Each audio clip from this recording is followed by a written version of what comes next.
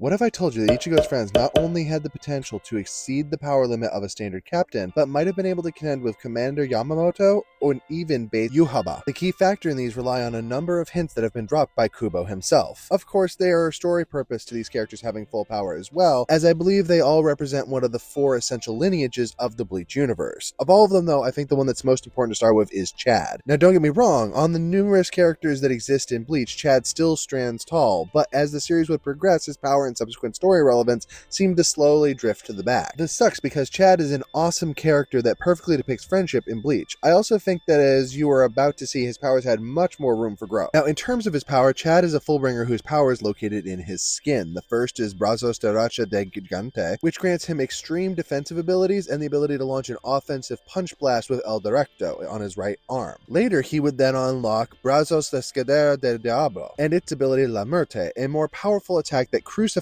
his opponent by collecting his energy into a debilitating punch that carves a skull into the wall. As strong as these abilities are, Chad's ultimate form would have left all of this in the dust. Now, this is based on the fact that when Chad unlocked his full ability, it was not in the human world and it was not in Soul Society. Instead, it was in Hueco Mundo. Now, it isn't just interesting that Chad unlocked it in this place, but in 2 other details. One is that everyone else during this arc replies how hostile Hueco Mundo feels to them and their powers, like they couldn't grow there, or at least not easily. And in the same arc, Chad says that his powers feel like they came home. It almost feels joyful. To me, that seems to suggest that of the 4 races, Chad is not supposed to be a Fullbringer, but instead a Hollow. This is interesting because if you really think about it, there's room for this interpretation. One is that Fullbringers are created by a Hollow attacking their mother because they themselves have a fragment of the Soul King. Now, this is not the case for Chad as he was awakened by the Hogyoku, but since he wasn't created in the traditional fashion, where did his powers come from? In full honesty, I think that the Hogyoku granted Chad a reflection of the power of his soul, suggesting that he might have another tie to Hueco Mundo in some way. Perhaps via a parent, maybe one who was an Arrancar. Arrancar did exist before Aizen got to Hueco Mundo, they just weren't common or all that powerful. But if one was like Nell or Tyr Haribel and liked a human, that could actually work.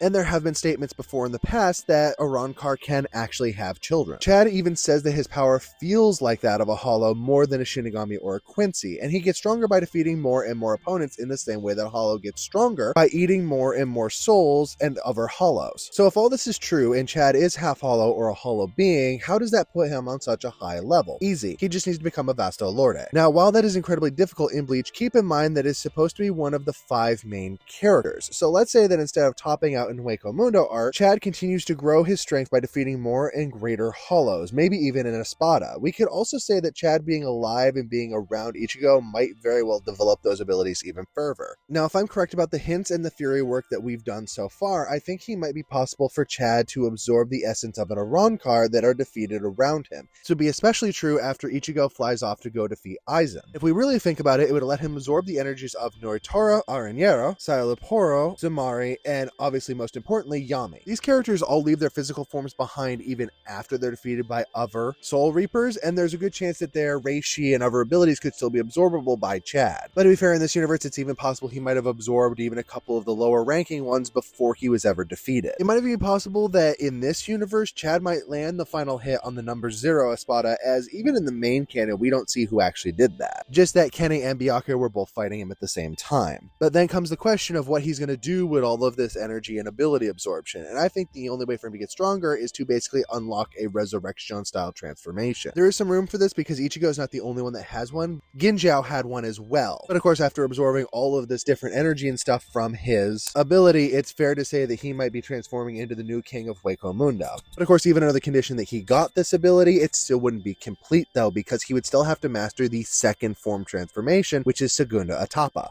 Yes, technically only one character had one of this, which is Ukiura, but there's no reason other Espada couldn't have it. Actually, Kubo has commented that they could. Considering that Chad is trying to constantly level up to keep up with Ichigo, this is exactly the thing he would need to learn. You can say that Segunda Etapa is actually equivalent to a Bankai, and a Resurrection is more like releasing a Shikai. With this, he might even be able to box with low-level ascended beings for quite a substantial amount of time. But if you thought that this was insane, wait until you see the last member of the group and their truly terrifying abilities. Next up is the one who I would say is the weakest, but absolutely shouldn't be, Orihime. Now, when it comes to Orihime, we have to remember that is the base base of her power is the rejection of reality. She uses Shun Shun Rika to create a space that rejects reality, whether that is defensively or for healing. So the first thing for her to reach is for her to acknowledge what her power really is, and that by rights it should have no limits other than her spirit energy. While I can acknowledge that Kubo never wanted Orihime to be a combat character, there is no reason her healing or defensive abilities should falter, ever. After this, it makes a lot of sense to me that Orihime would train with Hachigen Ishida, the Visored who is a Kido master. She's already had a little training with him in the beginning of the Arrancar arc, but I think there should be more. Her power functions close to a Kido anyway, and I think that it would push not just to develop the abilities of her power, but their overall application as well. As a matter of fact, I could see her full ability being able to cover multiple city blocks and heal dozens or even hundreds of people at once. Whether her power could be pushed to the point of reviving the dead or not is up for debate. While I think that her powers could do it, that might also require that she believes she can do it. And as far as the barrier itself, I think that it should be able to resist and even nullify all attacks, even arrows of the mighty Quincy King himself. While she cannot use her powers offensively, the ability to reject reality is one of the strongest in the whole series. I mean, after all, she even rejects the concept of you not subscribing to the channel. Go on, do it. Speaking of Quincy, let's talk about the one in this group, Uryu Ishida. Now, the funny thing about Uryu is that he is sitting on a massive amount of potential even in the original series, being from a pure Quincy bloodline and trained by his grandpa, who many believe to be an actual Sternritter. So you're probably wondering what his full potential would be. Let's start back at the Soul Society arc when he lost his powers and then he would have to regain them. I think that in principle this works really well for Uryu, but I would make one incredibly important change. His power should now be linked to Ichigo. Ichigo is a Soul King candidate and full well be comparable to Yhwach in the form of power. So let's say that instead of simply training to regain his powers, Uryu begins to feel their return due to his proximity to Ichigo and then work on honing those. I think the really unique part of this would be that Uryu could use his powers as a full Sternritter way earlier, maybe even unlocking his Shrift. Even if it wouldn't necessarily be at full strength or understood, it would be more fun to see Uryu use it throughout the series. And I do think his Shrift would be the same. Shrifts are part of a character and Uryu fits him perfectly, but there's more. To be honest, it could even be fun to see what the other things the antithesis could be used for, both as traps and strategies Uryu could come up with, as it doesn't even need him to be the target, but what else it could be applied to in the form of concepts. Could Uryu swap the spiritual pressure of two individuals? How about swapping a Zanpakto? Could the swap affect concepts like weight and gravity, and even temperature? There are potentially limitless possibilities for how this could be applied, but that's not his only room for growth. It would be cool if his training and progression allowed him to enter Volstadig, perhaps learning a complete version by watching both Bankai and Resurrection. It could also be cool if it looked more like his traditional Let's Still, so it could still differentiate him from other Quincy. Frankly, a fully empowered and permanent Let's Still would make him more than powerful enough to fight against a pre-almighty Yhwach, but there is another character who could fight out Yhwach on an equal level. Which brings us to the last member of the original group, which is Rukia, and for all the upgrades and potential we've talked about thus far, I think Rukia is in a whole nother world compared to them. This is because at the heart of Rukia's ability is the essence of freezing temperature, not water, not ice, but temperature. In a way, this could be taken further to apply the total idea of stopping, as that's what the absolute zero really encompasses. But that's really a topic for a different video. So let's stick with the concept of absolute freezing for the time being. For one thing, I would have loved to have seen much more of her development over the course of Bleach, how she would unlock Shikai and then apply different moves with it. As a Kido type, it could probably be applied in multiple ways and therefore increase her arsenal of moves. But of course, the raw power of this ability is just as cool to see. But this is where the series started to let her down. Now, don't get me wrong, her actual Bankai is fantastic. It looks cool and it's so powerful, I think it's underused in the series. We've only seen it once in the entire series, and that is way too little for a power this cool and a character this important. There's another factor of her Bankai that was ignored as well that needs to be addressed, her Zanpakto. We have seen few canon Zanpakto spirits, and the fact that Rukia, an episode 1 character who got all the way to Bankai, and we never saw what her spirit looks like, is stupid. So I think that it should see her spirit and its personality to gauge more of what Rukia can do. When we've addressed that, we have to address the level of what her Bankai can actually affect. Now, normal Zanpakto have a range, and sometimes that range is expanded by Bankai, but Rukia doesn't have an established range beyond a couple meters around her. But that isn't necessarily limited by up and down. And as we've seen, her Bankai blows that up massively. And of course, it's to mind another character who had a similar type ability